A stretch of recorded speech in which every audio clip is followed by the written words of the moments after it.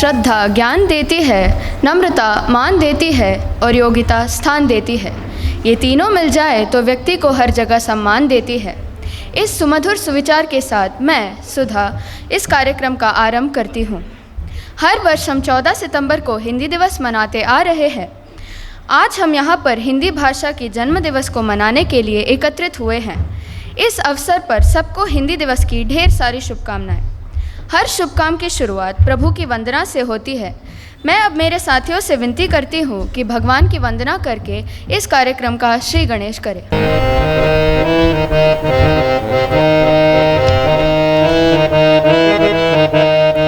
अम्बे अंबिके जगदंबिके, अम्बे अंबिके जगदंबिके, अम्बे अंबिके जगदंबिके, अम्बे अंबिके जगदंबिके। शैलेन्द्र राजेन्द्र संपूजिते, अगस्त्याद्रि योगेन्द्र संसेविते, वेदेन तन्त्रेण संघोषिते, विपञ्चामृदङ्गेन आनन्दिते। अम्बे अंबिके जगदंबिके, अम्बे अंबिके जगदंबिके, अम्बे अंबिके जगदंबिके, अम्बे अंबिके जगदंबिके। धर्माम्बिके देवी बालाम्बिके, पवित्रात्मिके ब्रह्मनादात्मिके, मन्दारवृन्देन सम्पूजिते, सदा नौमिते पादपद्मं शिवे।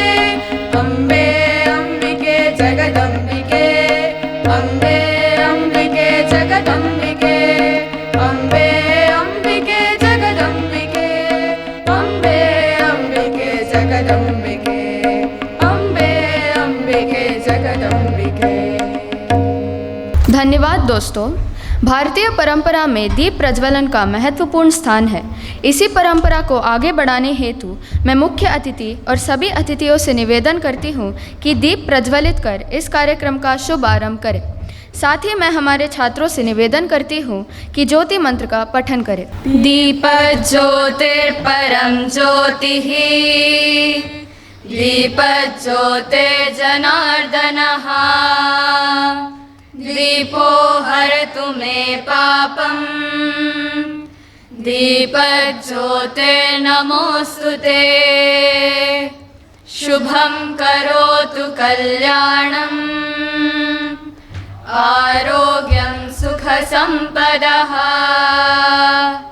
द्वेषबुद्धिविनाशाय आत्मज्योतिर्नमोऽस्तुते। आत्मज्योतिर्प्रदीप्ताय ब्रह्मज्योतिर्नमोऽस्तुते। ब्रह्मज्योतिर्प्रदीप्ताय गुरुज्योतिर्नमोऽस्तुते। धन्यवाद। अतिथि देवो भव। हमारे संस्कृति में अतिथि को देवता के समान मानते हैं और उनका आदरपूर्वक स्वागत करना हमारा कर्तव्य है। इसीलिए मैं त्विषा राय को मंच पर सभी अतिथियों का स्वागत करने के लिए बुलाती हूँ। हिंदी से हिंदुस्तान है, तभी तो हिंदी हमारी शान है। आओ मिलकर हिंदी का सम्मान करें, अपने देश का मान करें। सरल है, सुबोध है, सुंदर अभिव्यक्ति है। हिंदी ही सभ्यता, हिंदी ही हमारी संस्कृति है। नमस्कार।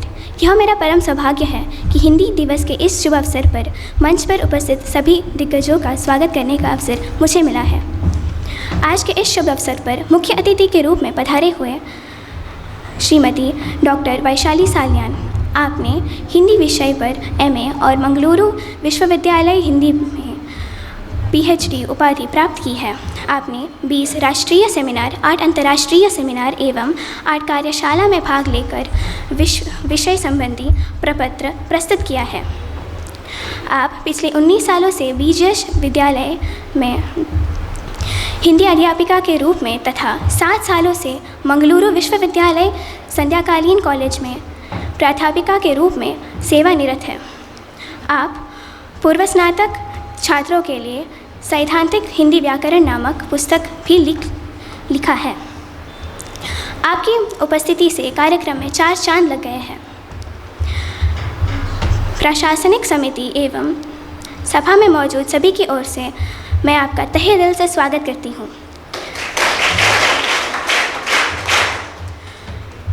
मैं वरिष्ठ प्रधानाचार्य महोदय से अनुरोध करती हूँ कि माननीय मुख्य अतिथि महोदया को पुष्प प्रदान कर सम्मानित करें।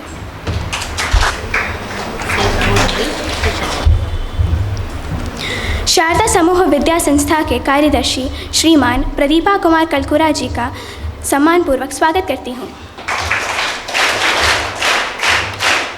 हमारे विद्यालय के वरिष्ठ प्रधानाचार्य महोदया श्रीमती सुनीता वी मणि जी, प्रशासनिक प्रधानाचार्य महोदय दयानंद कटील जी, उप प्रधानाचार्य महोदया श्रीमती लक्ष्मी यू जी एवं सहायक उप प्रधानाचार्य श्रीमती लक्ष्मी पाई जी, जिनके सुचारू मार्गदर्शन से यह कार्यक्रम संपन्न होने जा रहा है।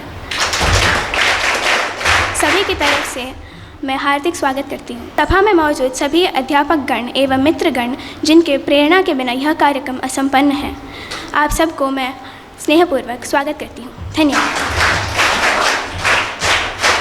सच्चे अर्थों में जनमानस की भाषा है। इसी भाषा के महत्व को बताने के लिए अब आ रही है कुमारी रिया और याचना। हे याचना, आज यहाँ सब इकट्ठा क्यों हुए हैं? अरे यार, तुम्हें इतना भी नहीं पता आज हिंदी दिवस मनाया जा रहा है। अच्छा, मैं भूल गई थी। याद दिलाने के लिए धन्यवाद। भारतीय संविधान ने 14 सितंबर 1949 में हिंदी को राजभाषा का दर्जा दिया था। इसीलिए 14 सितंबर को हम हिंदी दिवस के रूप में मनाते हैं। और हाँ, भारत के विकास में हिंदी का योगदान अति महत्वपूर्ण है। यदि हम भारत को विकसित रूप के देश में देखना चाहते हैं तो हम सबको हिंदी का महत्व समझना होगा। मैं, तुम और सब जानते हैं कि हिंदी सबसे पुरानी भाषाओं में से एक है। यह एकमात्र ऐसी भाषा है जो पूरे देश में बोली और समझी जाती है। ये तो है ही। इसीलिए हिंदी की सरलता और सुंदरता के कारण कई विद्वानों ने इसे अपनाया है। तुलसीदास, कबीर, प्रेमचंद, हरिवंश राय बच्चन जैसे महान हस्तियों ने इसे समृद्ध बनाया है। हिंदी साहित्य तो अपने आप में एक अनूठा है। ये हमें जीवन की मूल्य, सीख और ज्ञान देता है। अरे याचना, इन कवि लेखकों के बारे में बात करते ही मुझे एक दोहा याद आ रहा है। कौन सा दोहा? राम नाम जपते अत्रि मत गुसियाओ, पंख में उगो हमी अहि के छवि झाओ।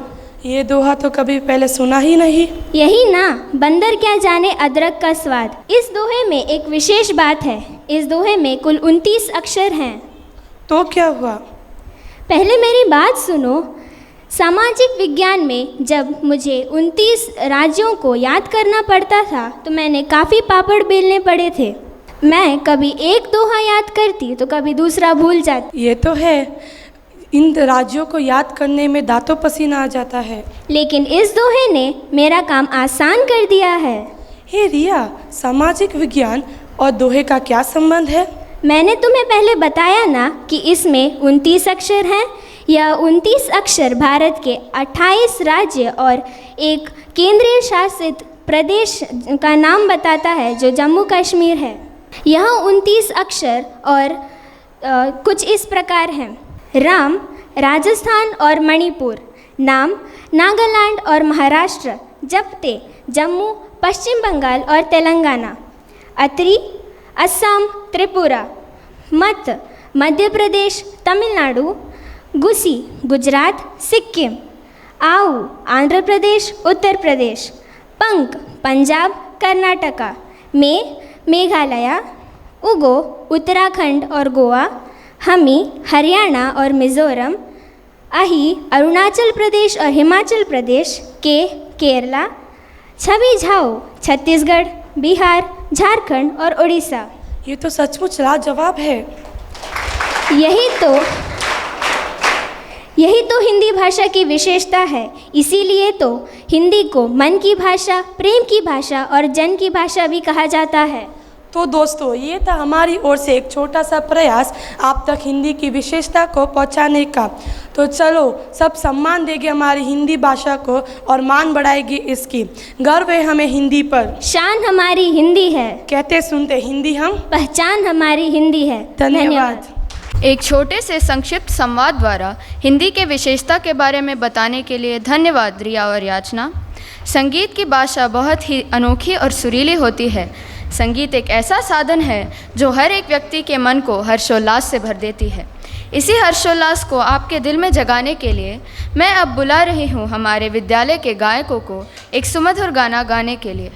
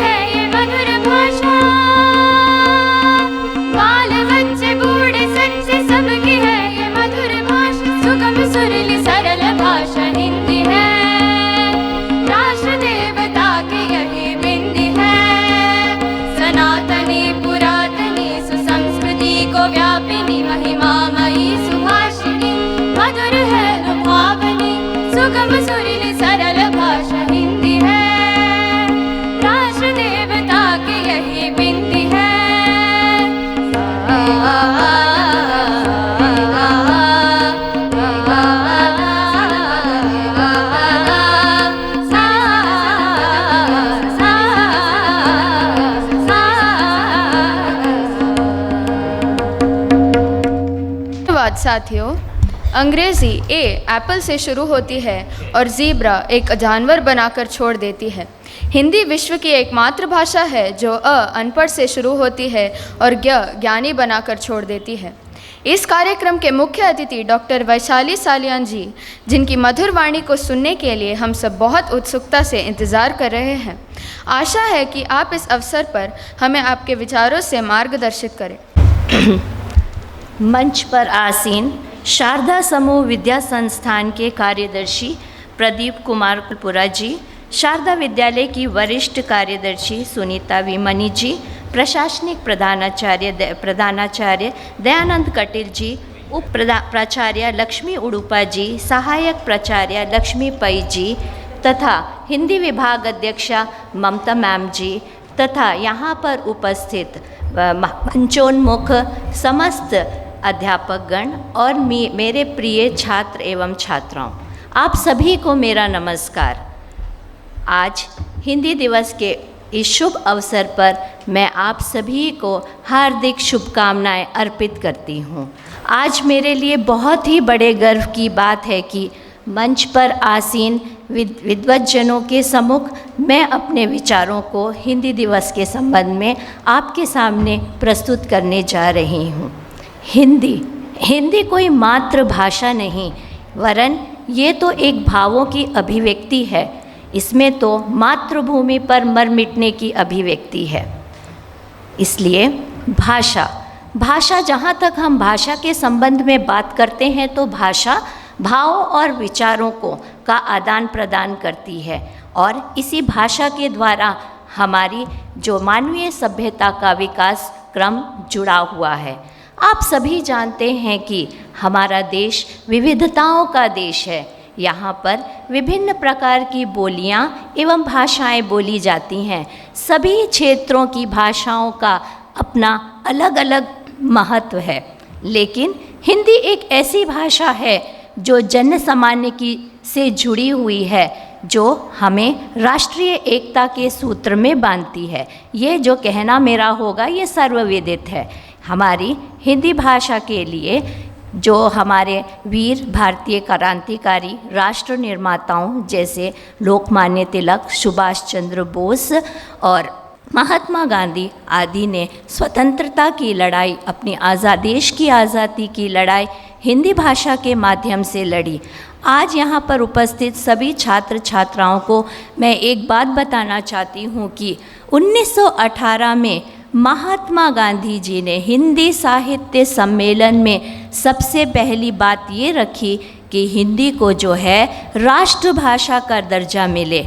इस पर बहुत विचार विमर्श किया गया।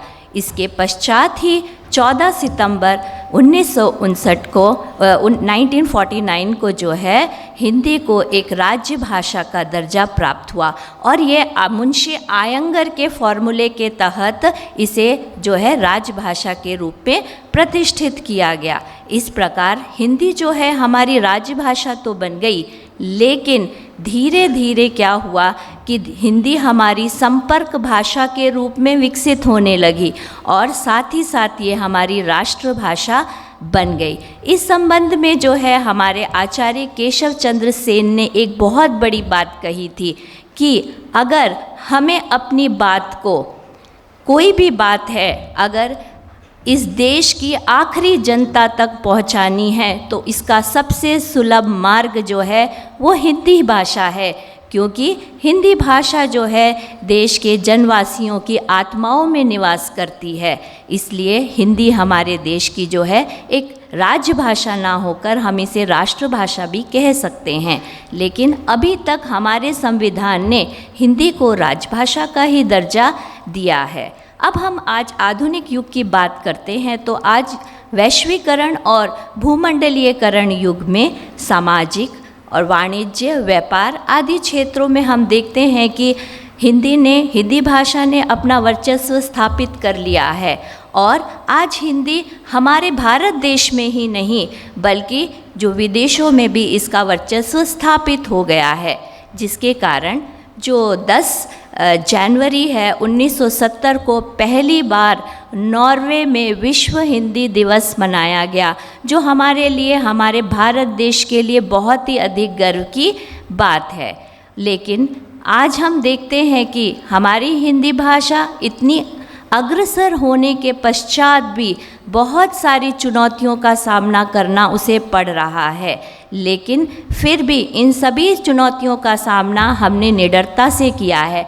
आज हमारी भारत सरकार सरकारी और जो अर्ध सरकारी क्षेत्रों में कार्यालय हिंदी को बहुत अधिक बढ़ावा दे रही है, जिसके तहत आज हम हिंदी दिवस मना रहे हैं। साथ ही साथ मुख्य रूप से, अनिवार्य रूप से जो है हिंदी पखवाड़ा दिवस जो है हमेशा जो है हिंदी सरकारी क्षेत्रों में बनाना अनिवार्य रूप से उन्होंने कर दिया है। इस प्रकार इसका मुख्य उद्देश्य, ये अनिवार्यता क्यों की गई, इसका मुख्य उद्देश्य केवल यही है कि हिंदी का प्रचार प्रसार बढ़े।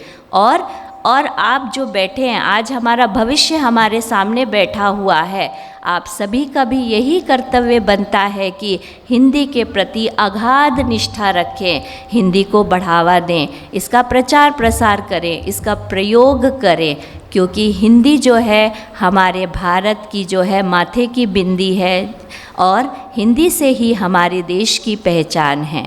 तो मैं ज़्यादा अधिक ना बोलते हुए सिर्फ इतना ही कहना चाहती हूँ, अपनी वाणी को विराम देना चाहती हूँ कि हिंदी जो है भारत की आशा है हिंदी, और हिंदी भारत की भाषा है हिंदी। धन्यवाद।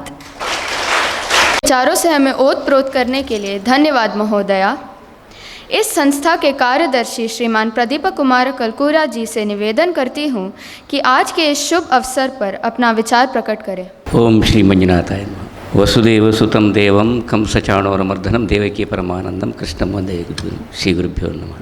ಅಂಬೆ ಅಂಬಿಕೆ ಜಗದಾಂಬಿಕೆ ಸುಂದರವಾದಂತಹ ಕನ್ನಡದ ಉಕ್ತಿಯೊಂದಿಗೆ ನಮ್ಮ ಸಂಗೀತ ವಿದ್ವಾಂಸರು ನಮ್ಮೆಲ್ಲರ ಭಾವನೆಯನ್ನು ಇಲ್ಲಿ ವ್ಯಕ್ತಪಡಿಸಿದರು.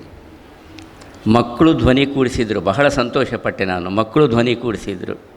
ನೀವೆಲ್ಲರೂ ಮನಸ್ಸಿನ ಭಾವನೆ ಅರಳಿದಾಗ ನಾವೆಲ್ಲರೂ ಧ್ವನಿ ಕೂಡಿಸಿದರೆ ಮಾತೃ ಚಿಂತನೆ ಇದೆಯಲ್ಲ, ಮಾತೃಶಕ್ತಿ, ಅದು ಭಾರತ್ ಜೋಡೋ ಅಂತ ಸಂವಾದದಲ್ಲಿ ನಮ್ಮ ವಿದ್ಯಾರ್ಥಿಗಳು ಏನು ಸಂವಾದ ಮಾಡಿದರೂ ಅದು ಸಾಕ್ಷಾತ್ಕಾರವಾಗ್ತದೆ. ಬಹುಶಃ ಅದುವೇ ಹಿಂದಿ ದಿವಸ ಎನ್ನುವಂಥ ಒಂದು ಚಿಂತನೆಯ ಒಟ್ಟು ಸಾರಾಂಶ ಅಂತ ಭಾವಿಸ್ತಾ ಪ್ರಪ್ರಥಮವಾಗಿ ನಾನು ಮುಂಭಾಗದಲ್ಲಿ ಕುಳಿತುಕೊಂಡಂಥ ಎಲ್ಲ ವಿದ್ಯಾರ್ಥಿನಿಯರಿಗೆ ಅಭಿನಂದನೆಯನ್ನು ಹೇಳಲಿಕ್ಕೆ ಬಯಸ್ತೇನೆ. ಬಂಧುಗಳೇ, ನಮ್ಮ ಅಭ್ಯಾಗತರು ಡಾಕ್ಟರ್ ವೈಶಾಲಿಜಿಯವರು ಬಹಳ ಚೆನ್ನಾಗಿ ಸುಲಲಿತವಾಗಿ ಅರಳು ಹುರಿದಂತೆ ಅಲ್ಲ, ಸವಿಜೇನು ಸವಿದಂತೆ ಹಿಂದಿ ಭಾಷೆಯ ಒಳ ಆಂತರ್ಯ ಮತ್ತು ಅದರ ಪ್ರಸ್ತುತತೆಯ ಚಿಂತನೆಯನ್ನು ನಮ್ಮ ಮುಂದೆ ತೆರೆದಿಟ್ಟರು.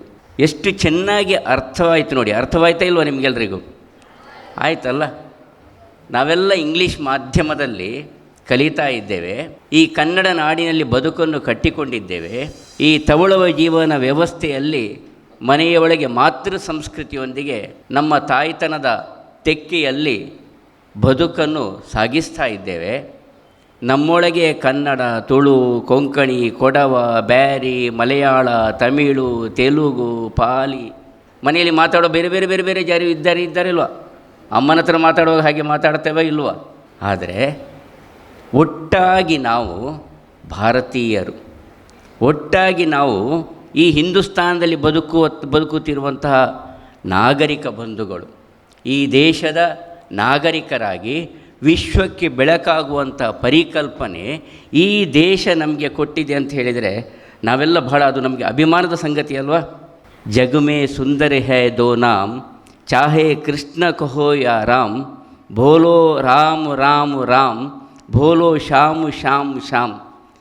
ಏಕ ಕಂಸ ಕಾ ಪೀಠೋ ಮಾರೆ, ಏಕ ದುಷ್ಟ ರಾವಣ ಸಂಹಾರೆ, ಚಾಹೆ ಕೃಷ್ಣ ಕಹೋ ಯಾ ರಾಮ್, ಭೋಲೋ ರಾಧೆ ಶ್ಯಾಮ್ ಅಂತ ಕಬೀರರ ಆ ಎರಡು ಸೊಲ್ಲಿನ ಚಿಂತನೆ ಇದೆಯಲ್ಲ, ನಿಮಗೆಲ್ಲ ಅರ್ಥ ಆಯ್ತಾ ಇಲ್ವಾ? ಅದು ಭಾರತೀಯ ಭಾಷೆಗಳು ಅಂದರೆ ಹೌದು. ಹಾಗೆ ಮನೆಯೊಳಗೆ ನೀವು ಗುಜರಾತಿ ಮಾತಾಡ್ತಾ ಇದ್ದರೂ ಈ ಪ್ರದೇಶದ ಮಂಗಳೂರಿನ ಸಂತೆಗೆ ಬಂದಾಗ ತುಳು ಮಾತಾಡ್ತೀರಿ ನೀವು, ಅಥವಾ ನಾವು. ಅದೇ ನೀವು ಅಮೇರಿಕಕ್ಕೆ ಹೋದರೆ ಇಂಗ್ಲೀಷ್ನಲ್ಲಿ ಬಹಳ ಚಂದವಾಗಿ ಸ್ಪಷ್ಟವಾಗಿ ಸಂವಾದವನ್ನು ಮಾಡ್ತೀರಿ. ಅಥವಾ ನಾವು ಡೆಲ್ಲಿಗೆ ಹೋದರೆ, ಮುಂಬೈಗೆ ಹೋದರೆ ಹಿಂದಿಯಲ್ಲಿ ಮಾತಾಡೋದಿಲ್ವ? ಚೆನ್ನೈಗೆ ಹೋದರೆ ತಮಿಳಲ್ಲಿ ಮಾತಾಡಲಿಕ್ಕೆ ಪ್ರಯತ್ನ ಮಾಡೋದಿಲ್ವ? ಅದೇ ಗುರುವಾಯೂರಿಗೆ ಹೋದರೆ ಮಲಯಾಳದಲ್ಲಿ ಮಾತಾಡಲಿಕ್ಕೆ ಅಥವಾ ಅರ್ಥವಾಗುವುದಿಲ್ವ? ಭಾರತೀಯ ಭಾಷೆಯ ಸೌಂದರ್ಯ ಅಂದರೆ ಅದೇ. ಅದನ್ನೇ ಬಹುಶಃ ಡಾಕ್ಟರ್ ವೈಶಾಲಿ ಅವರು ಬಹಳ ಚೆನ್ನಾಗಿ ನಮ್ಮ ಮುಂದೆ ತೆರೆದಿಟ್ಟರು. ನಾನು ಇಷ್ಟೇ ಹೇಳಲಿಕ್ಕೆ ಬಯಸ್ತೇನೆ, ಸಂಸ್ಕೃತಾಂತರ್ಗತ ಭಾರತೀಯ ಭಾಷೆಗಳು ಅಂತ ಕವಿ ಕಯ್ಯಾರರು ಹೇಳಿದರು. ಬಹುಶಃ ಅವರು ಅದನ್ನೇ ನಾನು ಬಹಳ ಸಂತೋಷಪಟ್ಟದ್ದು. ನಮ್ಮ ಈ ಶಾಲೆಯ ಅಧ್ಯಾಪಕಿಯಾದಂಥ ಬಹುಶಃ ನಮ್ಮ ಮುಖ್ಯೋಪಾಧ್ಯಾಯರು ಬಹಳ ಸಂಭ್ರಮ ಪಡ್ತಾ ಇದ್ದಾರೆ ಕಾಣ್ತದೆ. ನಮ್ಮ ಎಲ್ಲ ಅಧ್ಯಾಪಕ ಬಂಧುಗಳು ಸಂತೋಷ ಪಡ್ತಾ ಇದ್ದಾರೆ ಕಾಣ್ತದೆ. ದಯಾನಂದ ಕಟೀಲ್ ಅವರು ಇನ್ನೂ ಹೆಚ್ಚು ಖುಷಿ ಪಡ್ತಾ ಇದ್ದಾರೆ ಕಾಣ್ತದೆ. ನಮ್ಮೊಳಗೆ ಹಿಂದಿಯ ಓರ್ವ ಕವಯಿತ್ರಿ ಇದ್ದಾರಲ್ಲ, ಎಷ್ಟು ಚೆನ್ನಾಗಿ ಕವನ ರಚನೆ ಮಾಡಿದ್ದಾರೆ ಮಮತಾ ಅವರು, ಎಷ್ಟು ಚೆನ್ನಾಗಿ ಕವನ ರಚನೆ ಮಾಡಿದ್ದಾರೆ. ಬಹುಶಃ ಕನ್ನಡದ ಕೆಲವು ಸೊಲ್ಲುಗಳನ್ನು ಅವರು ಏನು ಅನುಕರಣೆ ಕಾಪಿ ಮಾಡಿದ್ದಾರೆ ಹೇಳಿದರೆ ಅರ್ಥ ಆಗ್ತದೆ ನಿಮಗೆ. ಮಾಡಿದ್ದಾರೆ ಏನು, ಐಕ್ಯ ಒಂದೇ ಮಂತ್ರ, ಐಕ್ಯದಿಂದಲೇ ಸ್ವತಂತ್ರ, ಐಕ್ಯಗಾನದಿ ರಾಷ್ಟ್ರ ತೇಲುತ್ತಿರಲಿ, ಭಾರತದ ಸಂವಿಧಾನವೇ ನಮ್ಮ ಧರ್ಮ ಅಂತ ಹೇಳುವಂಥ ನೆಲೆಯಲ್ಲಿ ಕವಿ ಕಯ್ಯಾರರು ಎಷ್ಟು ಚೆನ್ನಾಗಿ ಅದನ್ನು ಉಲ್ಲೇಖ ಮಾಡಿದರು. ಬಹುಶಃ ಈ ಪದ್ಯದ ಒಳ ಆಂತರ್ಯದ ಸಾರಾಂಶ ನಾವೆಲ್ಲರೂ ಒಂದು, ಆದರೆ ನಮ್ಮ ಬದುಕನ್ನು ಮಾತೃ ಸಂಸ್ಕೃತಿಯೊಂದಿಗೆ ಕಟ್ಟಿಕೊಳ್ಬೇಕು ಅಂತ. ವಿದ್ಯಾರ್ಥಿನಿಯರೇ, ನಾನು ಹೆಚ್ಚು ಮಾತು ಬೆಳೆಸುವುದಿಲ್ಲ. ಬಹಳ ಚೆನ್ನಾಗಿ ನಮಗೆ ಇವತ್ತು ಕಾರ್ಯಕ್ರಮ ಒಂದು ಅರ್ಥದ ಶಕ್ತಿಯನ್ನು ನೀಡಿದೆ, ಒಳ್ಳೆಯ ಸಂಭ್ರಮದ ವಾತಾವರಣ ನೀಡಿದೆ. ಹೇಗೆ ಹಾರ್ಮೋನಿಯಂ, ತಬಲಾ, ನಮ್ಮ ಧ್ವನಿ, ಸಾಹಿತ್ಯ ಸೇರಿದಾಗ ಸಂಗೀತವಾಗಿ ನಮಗೆ ಅದು ಮನಸ್ಸಿಗೆ ಒಂದಷ್ಟು ಶಕ್ತಿಯನ್ನು ನೀಡುತ್ತದೋ, ಜ್ಞಾನಕ್ಕೆ ಒಂದಷ್ಟು ಚಿಂತನೆಯನ್ನು ನೀಡುತ್ತದೋ, ಅದೇ ರೀತಿ ನಮ್ಮ ಬದುಕು ಹಾಗೆ ಎಲ್ಲವನ್ನು ಮೇಳೈಸಿಕೊಂಡಾಗ ಸಕಾರಾತ್ಮಕ ನೆಲೆಯಲ್ಲಿ ನಮ್ಮ ಬದುಕನ್ನು ನಾವು ಸಂವಿಧಾನದ ಛತ್ರದ ಅಡಿಯಲ್ಲಿ ನಮ್ಮ ಧರ್ಮದ ಚೌಕಟ್ಟಿನ ಒಳಗೆ ನಾವು ಕಟ್ಟಿಕೊಂಡಾಗ ನಾವು ಈ ದೇಶದ ನಾಗರಿಕರಾಗಿ ವಿಶ್ವದ ಬೆಳಕಾಗಿ ನಾವು ಪರಿವರ್ತಿಸಲಿಕ್ಕೆ ಸಾಧ್ಯವಾಗ್ತದೆ. ಅಭಿಮಾನದ ಕೊರತೆ, ಹೌದಾ ಹೇಗೆ ಎಂದು ಸಂತೆಡು ತುಳು ಪಾತೆರಡು ಇಂಗ್ಲೀಷೇ ಪಾತೆರುವೆ ತಪ್ಪಲ್ಲ.